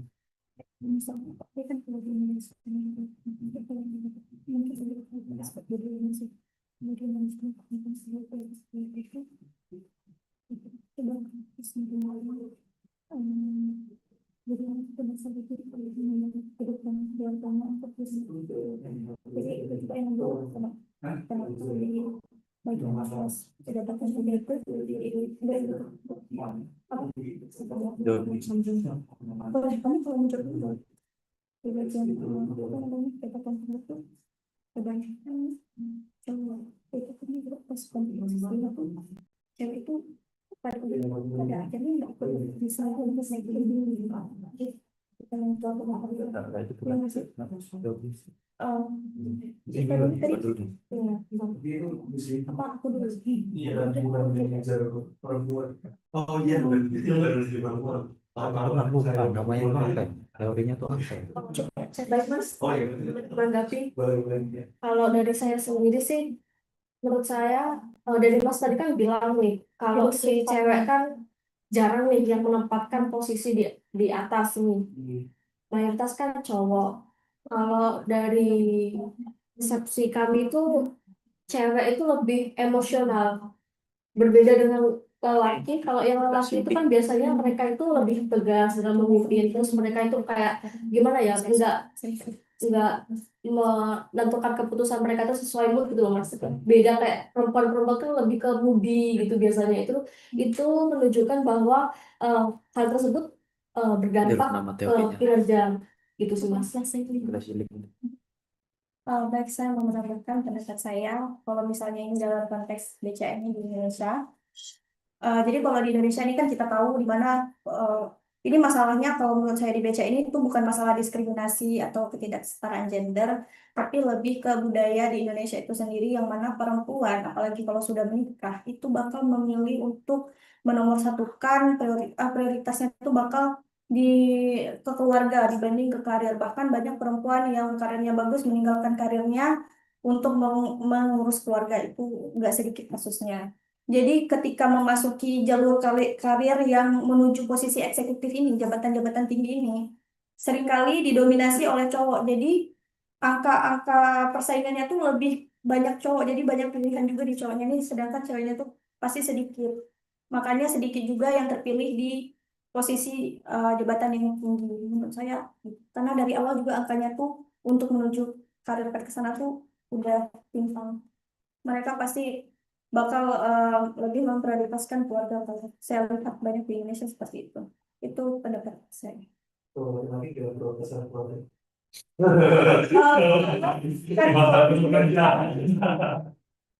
Kalau di Indonesia ini kan beberapa kadang wanita tuh disuruh mengalah soal karirnya karena kamu kan ibu dari anak-anak, kamu kan madrasah, kamu kan di dapur. Iya, tapi mereka pasti nggak bisa memprioritaskan karir mereka lebih, karena semakin tinggi jabatannya pasti semakin sibuk, semakin sedikit waktu untuk keluarga, yang mana di sini untuk hal-hal seperti itu masih dianggap negatif di lingkungan, sehingga ada tekanan dari luar. Kalau menurut saya, glazing. Iya, iya. Maaf. Dari Mas Ridwan kayak ada tanggapan ya Mas? Tadi Jovi mau bahas glazing juga soalnya. Dari Mas Ridwan ada pandangan mungkin. Ini nih kalau dari tadi. Soalnya saya dengan Mas Yofi. Jelas ya? Jelas Mas. Saya nggak mau nanggepin yang cowok cewek tadi. Saya nganggep itu sebagai ya udah takdir aja. Paling ini Mas, saya itu kalau masalah bank terus terang saya itu agak skeptis dengan klaim ESG-nya Bang.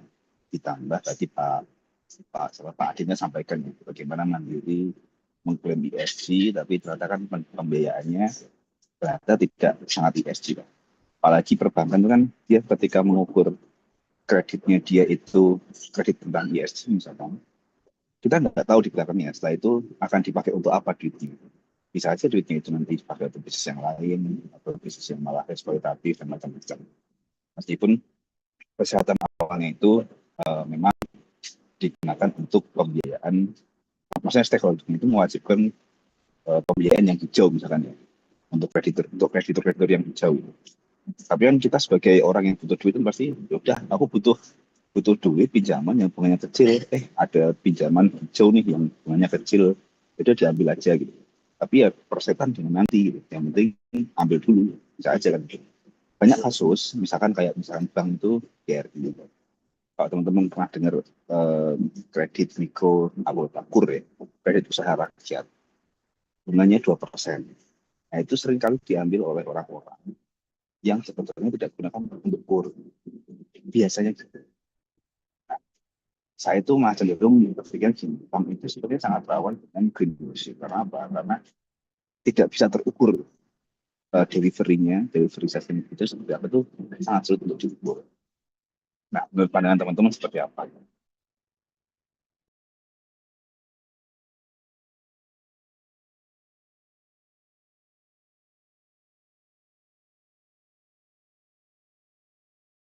Sama tambahan ya, teman-teman. BCA itu nilai sahamnya paling drop di antara Big Four.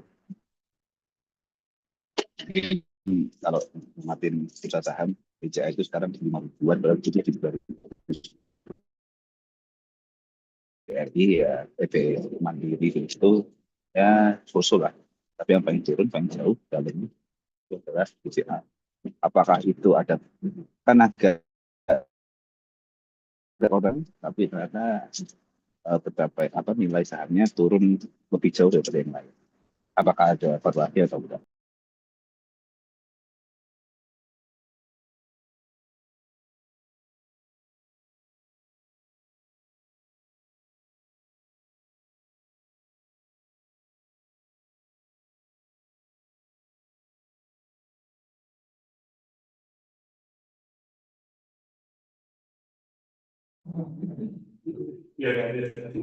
Mas Ridwan, saya nangkep poinnya itu, misalnya nanti ada kreditur yang, orang yang mau pinjam duit ke BCA itu mereka nggak terlalu merhatiin soal sustainability gitu, Mas. Kemudian gimana itu, Mas? Maksudnya, kemudian pertanyaannya kayak gimana? Nggak, maksudnya berarti klaimnya si BCA bahwa dia memberikan kredit hijau itu kan berarti kan tidak on point, sama seperti case Mandiri yang sempat Pak Adit tadi. Oh. Betul.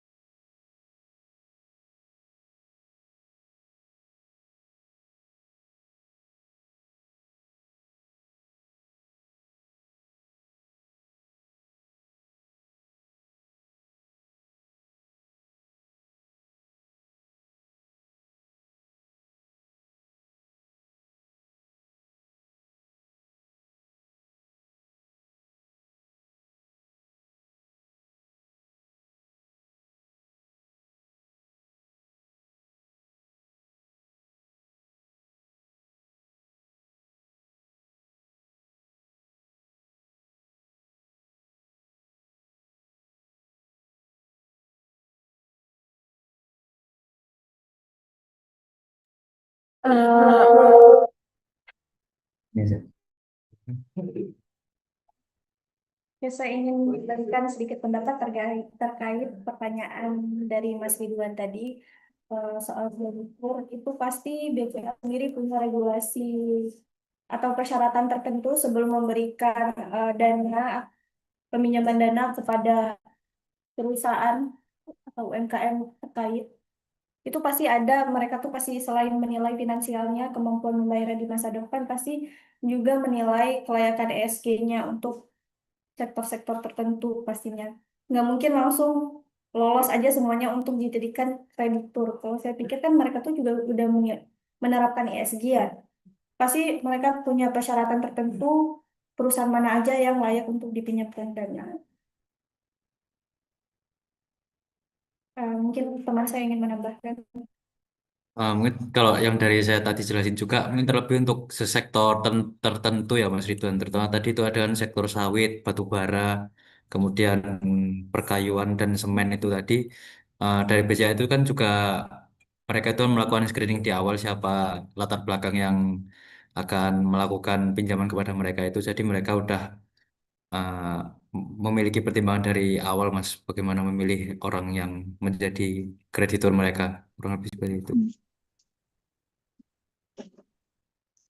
Berarti ini kan menurut teman-teman memang ada kemungkinan apa maksudnya kredit yang dalam tanda kutip sustain itu tidak on point.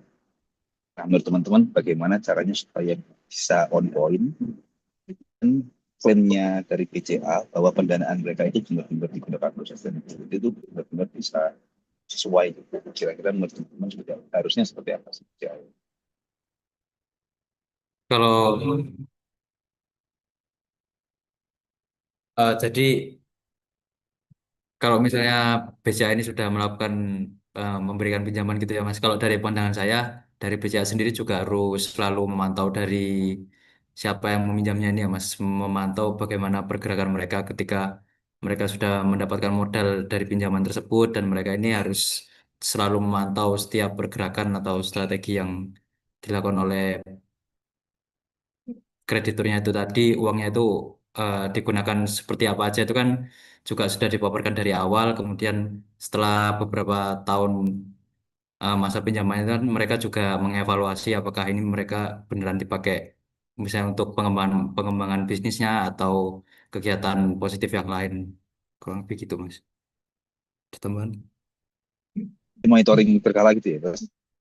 Mungkin Ini berarti intensif dengan kreditur gitu ya. BA mungkin bisa menerapkan kayak semacam eh, apa namanya yang meminjamkan itu adanya pelaporan kinerjanya seperti kayak green finance-nya gimana, terus sektor, terus dampak lingkungan yang dihasilkannya gimana, begitu sih menurut saya. Bagaimana Mas Ridwan? Bapak Cek, cek. Oke, izin nambahin ya Mas Ridwan, ini topiknya menarik ya. Jadi saya searching aja. Ini kan memang jawabannya kan sebenarnya ada di sini gitu ya. Eh, Tadi yang saya lihat di mereka itu BCA memang tidak serta-merta ya. Jadi di target tahun 2026 ini mereka baru menargetkan 8% portofolio KKUB-nya itu masuk ke debitur yang berwawasan lingkungan. Artinya benar sebenarnya yang disampaikan Mas Ridwan bahwa sampai dengan hari ini debitur mereka itu belum sebegitunya 100% itu segitu ketatnya untuk berwawasan lingkungan itu ya.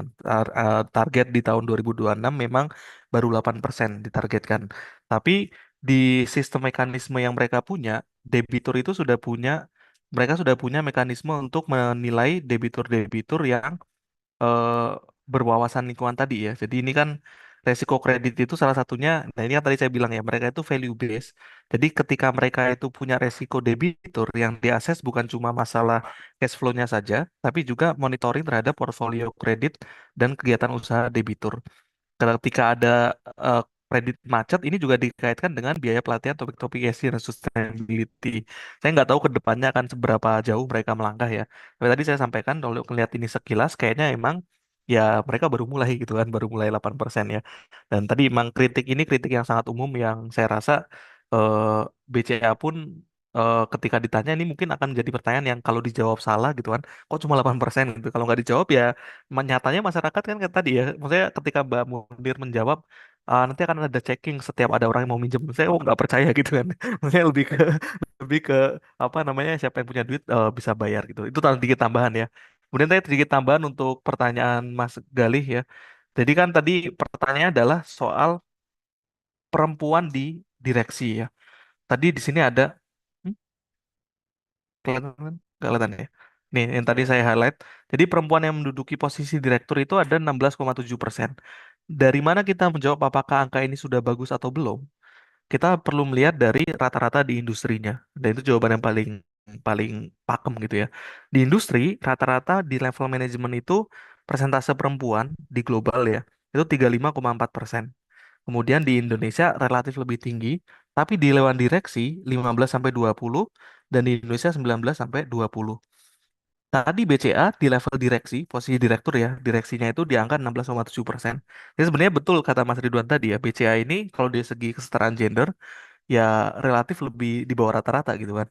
Tapi memang kalau penyebabnya apa ya tadi jawaban Mbak Munir masuk akal ya dan jawaban teman-teman juga bahwa mungkin di di semua industri ya ketika bersaing laki-laki dan perempuan ya secara nature ya apalagi di Indonesia gitu kan itu mungkin ya relatif akan lebih banyak laki-laki yang maju ke level lebih tinggi ya.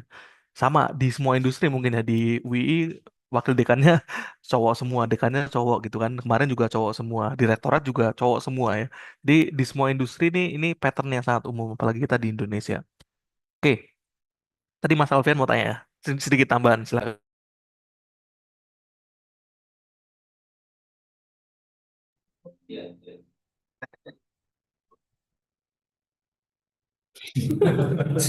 Tarik dulu.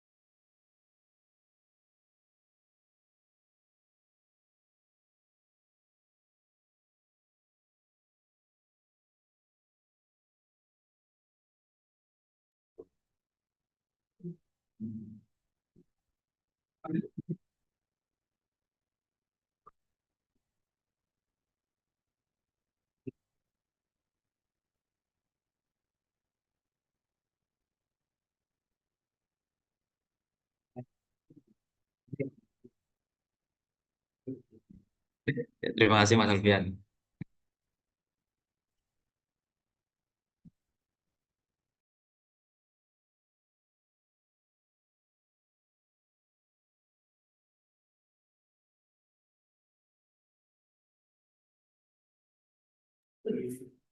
Dari Mas Andi mungkin ada pertanyaan Mas? Ya, saya bukan pertanyaan Mas ya, paling menanggapi aja. Nah, ini mungkin perlu diapresiasi juga ya. BCA sudah berusaha melakukan kinerja ESG meningkatkan sustainability-nya, kinerja sustainability perusahaannya, tapi saya rasa yang dipaparkan oleh teman-teman, apa yang disampaikan oleh media ini terlalu overclaim ya. Kalau BCA ini sudah sangat sustain, karena kita juga kalau nyari data, BCA ini saya pernah baca, itu salah satu eh, pembiayaan yang terbesar ya di sektor tambang batu bara itu sekitar 120 miliar, 120 juta, 12 triliun lah kurang lebih saya pernah baca. Ini kan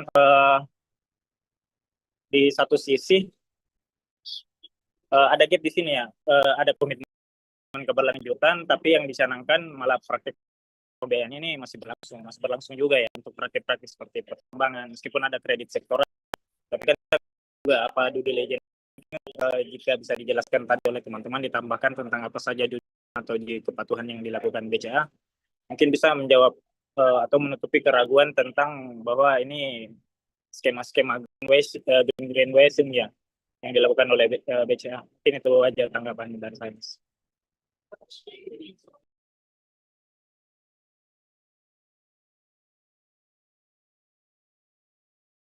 Terima kasih Mas Andi untuk tanggapannya Mas. Ini dari teman-teman yang di ruangan ada tanggapan? Hah? Pertanyaan kedua belum.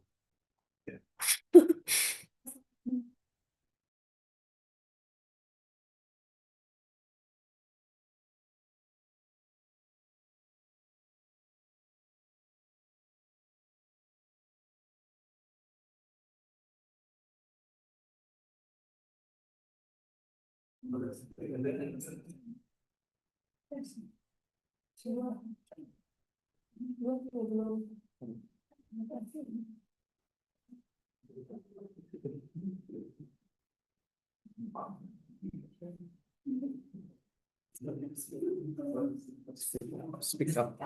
Speak up.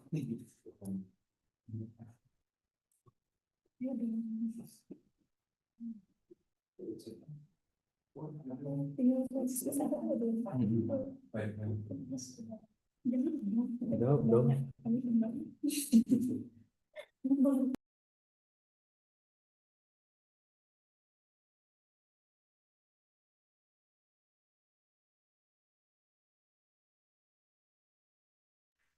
Oke, ya,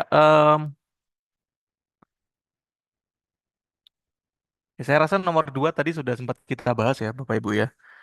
Jadi emang kalau jawaban jawaban yang muluk-muluk ya lingkungan gitu kan. Tapi jawaban realistis pemegang saham lah. Siapa lagi itu kan dia yang ngasih benefit ke perusahaan kita ya. Tapi paling tidak ini pertanyaan nomor 2 ini memang ya realita lapangan ya Bapak Ibu ya. Dan saya yakin ya perusahaan-perusahaan besar tadi sampaikan juga oleh Mas Alfian, mereka itu pasti tidak sepolos itulah. Mereka pasti sudah punya pandangan ya. Dan apalagi BCA ini kan memang konsumennya ya nasabah yang agak ini ya medium up lah ya. Jadi mereka mungkin sudah terfilter secara sendiri. Makanya tadi saya bilang ya, tadi sebenarnya juga Mas Ridwan sempat menyinggung ya. Kalau bank itu dia tidak punya customer base yang educated, mohon maaf ya.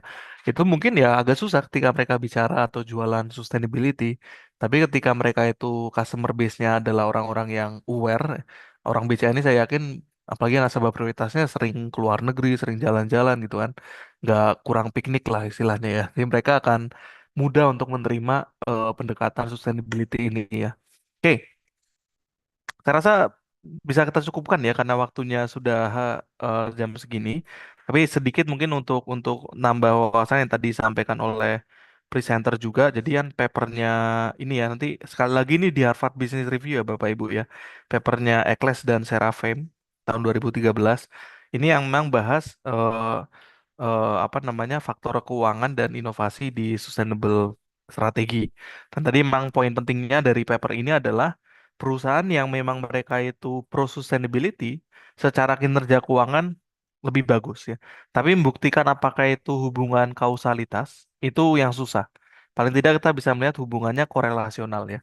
Kalau dia itu tadi kan misalnya BCA misalnya sejak dia ESG kemudian meningkat semuanya gitu kan ya. Apakah itu karena ESG? Susah memastikan gitu kan. Yang paling tidak kita melihat korelasi ketika dia beralih ke sustainability, ternyata ada korelasinya, hubungannya jadi meningkat. Oke, saya rasa itu untuk malam hari ini ya Bapak Ibu ya. Jadi pas kita tadi mulai jam setengah 7 lebih 15 kira-kira. Ini juga kita akhiri jam 9 lebih 15. Ini karena banyak mbak-mbak yang harus pulang ya. Mas Yusuf juga ngajak istri jadi harus pulang ya. Kita cukupkan. Padahal ini sesinya Mas Ridwan siap sampai drop ya Mas ini. Ya ini kali ini siap sampai drop gitu kan. Cuma kita yang nggak siap sampai Mas. sampai Portugal main, Pak. Mereka lain. Oke. Ya, oke. Ya, terima kasih banyak teman-teman semua saya sampaikan ya kepada semuanya dan juga kepada Bule nyasar oleh oleh ya, itu oleh ya. Bule ya, Bude Belanda ya. Belanda udah kalah ya. Belanda udah kalah kan ya. Udah kalah ya. Ya. Makanya jangan nyasar ke Indonesia ikut kuliah random banget, sumpah random banget. Ya, oke. Ya, insya Allah kita lanjut minggu depan ya, Bapak Ibu semua. Sampai jumpa, sehat-sehat semuanya. Billahi taufiq wal hidayah. Assalamualaikum warahmatullahi wabarakatuh. Waalaikumsalam. Thank you semua. Terima kasih, Pak. Terima kasih.